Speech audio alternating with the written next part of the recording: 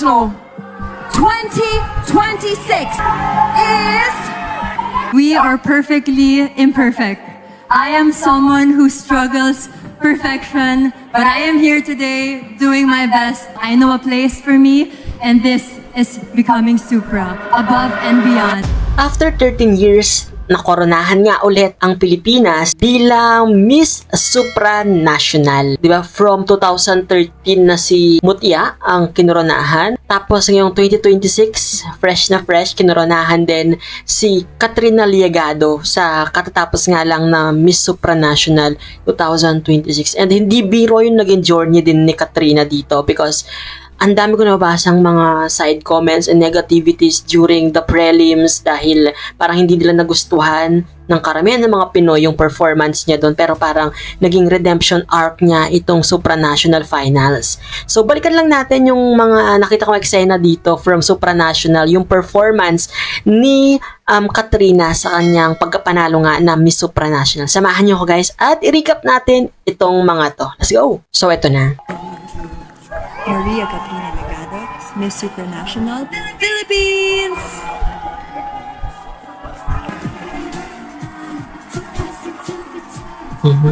Alam mo yung spark niya nung top 6, di ba, sa Miss Universe Philippines 2025. Then, in-appoint siya as our new Miss Supranational. And luckily, nagkaroon siya ng redemption arc dito. Joining the top 24 is Philippines!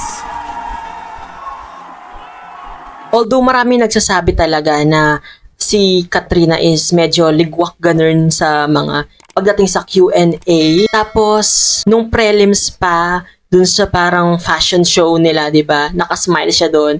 Unlike sa ibang mga kandidata na fierce look. Ang daming nag-comment dun na parang, ay, unplay, something like that, hindi papasok. Pero hindi nila kaya yung powers ni Katrina dito.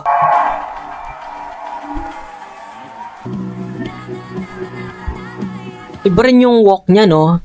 Ang nakikita ko sa walk niya parang lakas makarabiya. The Philippines!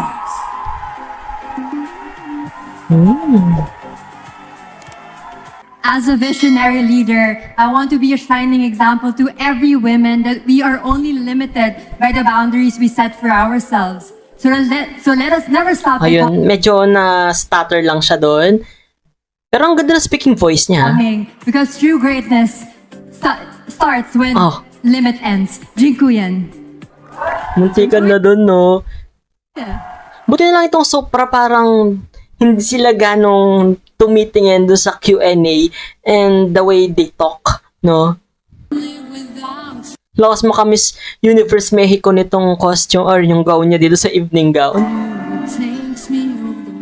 The Philippines! Laking sampal sa mga bashers ni Katrina tong pagkapanalo niya. Your top 5 of Miss Supranational. Tell us Ito na yung Q&A about the nila. moment you stopped trying to become the woman the world expected and you started becoming the woman you really meant to be. Okay. I always believe that we should never fit into a mold. Mold. We are perfectly imperfect. I am someone who struggles perfection, but I am here today doing my best and becoming my best version. And here in Miss Supranational, I know I belong. I know a place for me, and this is becoming Supra, above and beyond. Jinkuyan. You know what? Hindi siya yung may pagka-powerful, impactful na answer, pero hindi rin naman natin masasabing scripted siya. And dahil nga doon sa pagka-stutter niya, parang nagmukha lang siyang very natural yung pagkakabato niya nung sagot niya. What do you think doon sa pagkasagot niya or yung sagot niya? The crown of Miss Supranational 2026 is waiting. Miss Supranational 2026 is... Nanginginig yung ano niya. Talukap ng mata niya. The Philippines!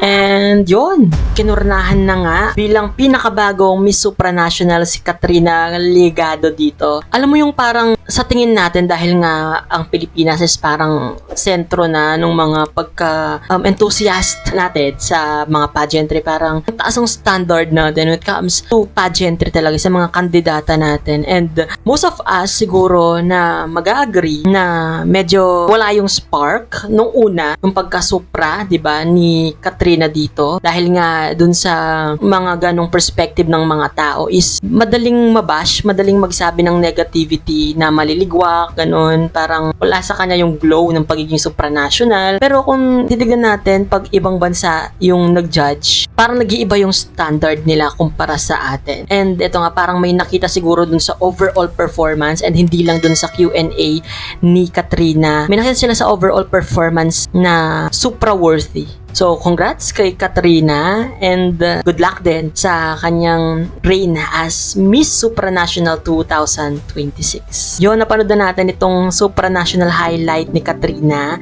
Ano yung thoughts nyo sa pagkapanalo niya? Let me know your comment guys in the comment section. Siyempre, kung hindi ka pa nakasubscribe sa channel ko, don't forget to hit that subscribe button and that notification bell para lagi kayong updated sa mga videos na i-upload ko pa. This has been CJ guys, your man of letters. Stay safe and stay motivated. Thank you for watching. Bye!